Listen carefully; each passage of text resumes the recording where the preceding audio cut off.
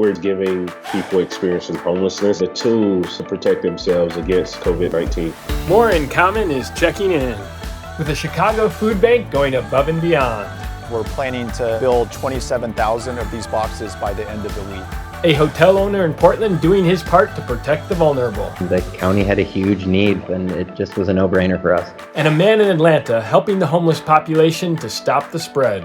While people were complaining about staying home, our minds were set on people who would give anything to have a place to lay their heads. All that and more when we check in.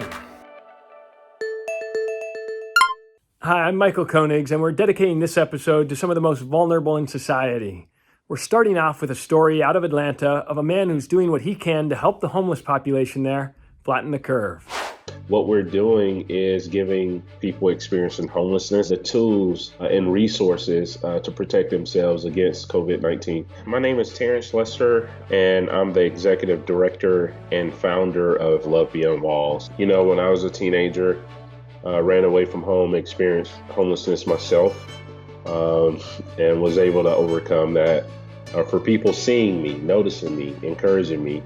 And so while people were fighting over toilet tissue and complaining about staying home, our minds were set on a little over 500,000 people who would give anything to have a safe and warm place to lay their heads at night. We started thinking about people experiencing homelessness not being able to wash their hands because of a lack of access to water, or because some public spaces are shut down, and that will leave people literally on the streets without access to the basic human right of water and soap. I came up with this idea that we would use portable sinks. These are traditionally used for camping, to install them in high traffic areas.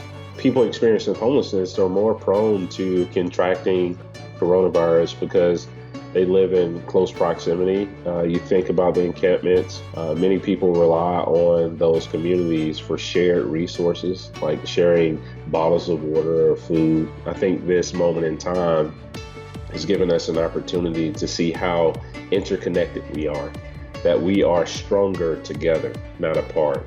And no longer can we stand idly and watch people suffer because they're just like me and you.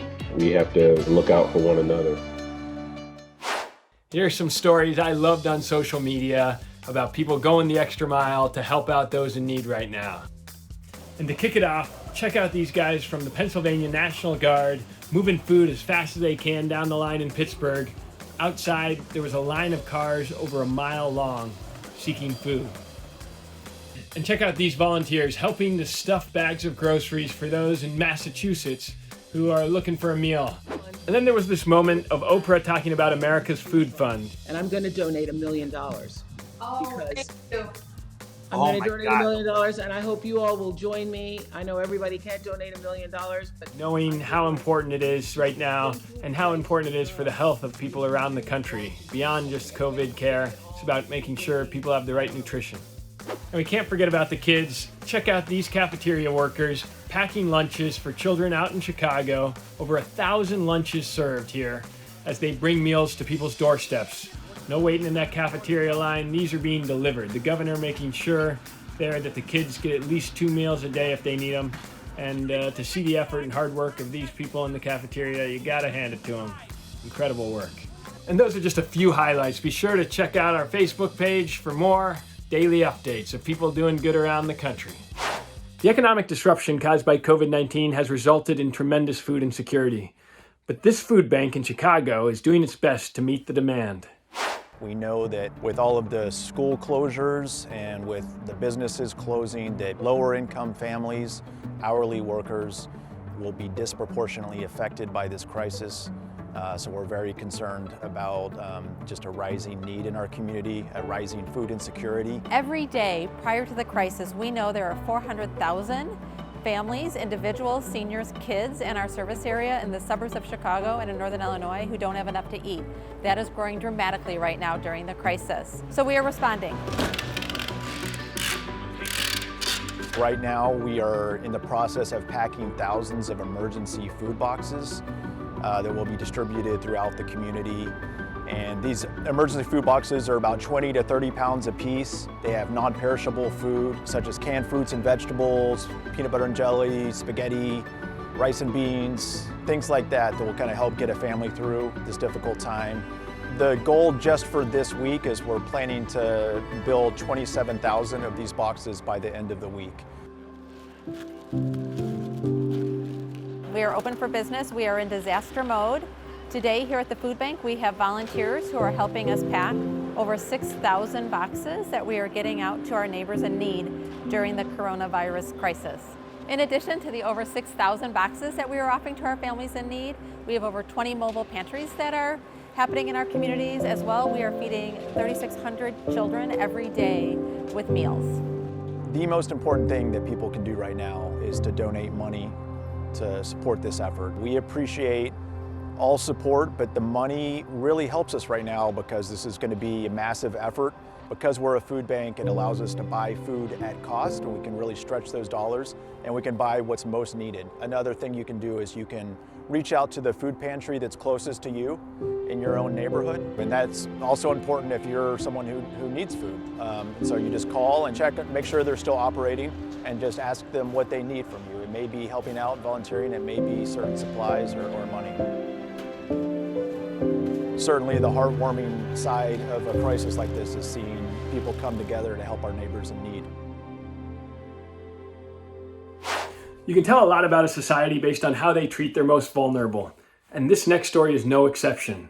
Here's a hotel out in Portland, Oregon that's converting their rooms to help the homeless and sick.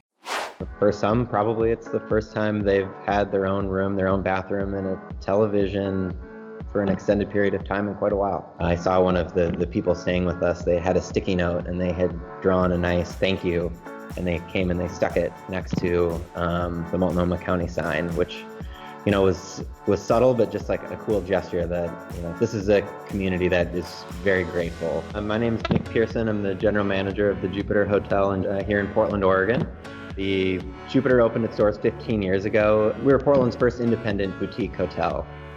America was kind of waking up to the reality of what this pandemic was going to look like. And over the course of 5 days, we saw occupancy levels plummet from 80% down to 10%. Our director of business development was actually driving into work and heard on the local community radio station that the county was looking for hotel and motel properties to use as temporary shelters. We had an empty 81-room asset, and the county had a huge need, and it just was a no-brainer for us. Basically, the Jupiter is running fully as an extension of the Multnomah County shelter system as a level 2 shelter. It's for people experiencing homelessness who are experiencing illness symptoms. They could be specific to COVID-19, they could be regular flu symptoms, but they just need to get taken out of the general shelter population at this time. Because the Jupiter, is individual rooms and private accommodations, they're able to get well here. The county has medical staff at the site to provide health services, but they're also doing mobile testing here. They're no different than anyone else. Everyone's a little bit scared. Everyone is unsure of what's coming next. And I would say, from what I can tell, they're grateful to have a roof over their head and a private place to get better. These are all people who probably didn't think anyone was going to help them with their illness. Cool to be able to, make really useful at a time like this. The COVID-19 crisis has caused institutions like soup kitchens to welcome an influx of hungry new visitors, and they're redefining what it means now to feed the hungry.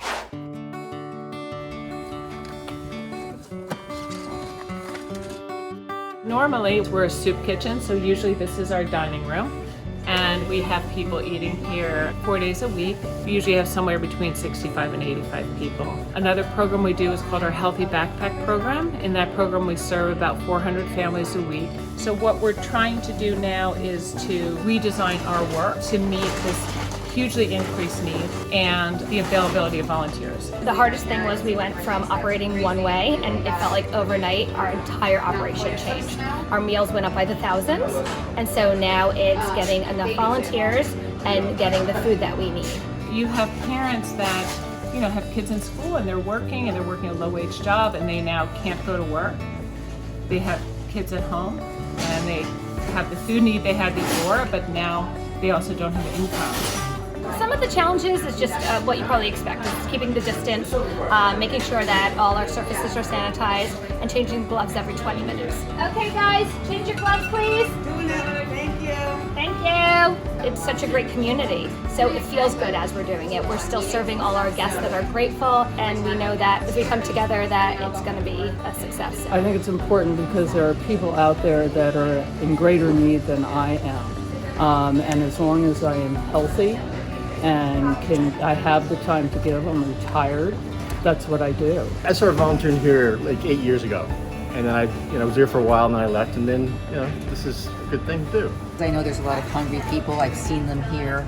And I know now it's even more desperate times. People who normally had a place to come and sit and eat here now have to find another place to eat. So if I can at least help a little bit by at least packaging the food, I feel like I'm doing something. Today's my first day volunteering, actually. Working from home currently for work, and so we have a little bit more free time and trying to use some of that free time to do something good for other people. Our community is amazing. The food in this room is from so many different places and so many different people, and the types of calls that we're getting, people wanting to help, that is what is going to get us through. What is amazing too is the outpouring of giving from restaurants and from supermarkets and what I just can't believe the amount of food that's coming in here. I think we are a community that is there for each other, and I think this brings out the best in us, even though it's very stressful.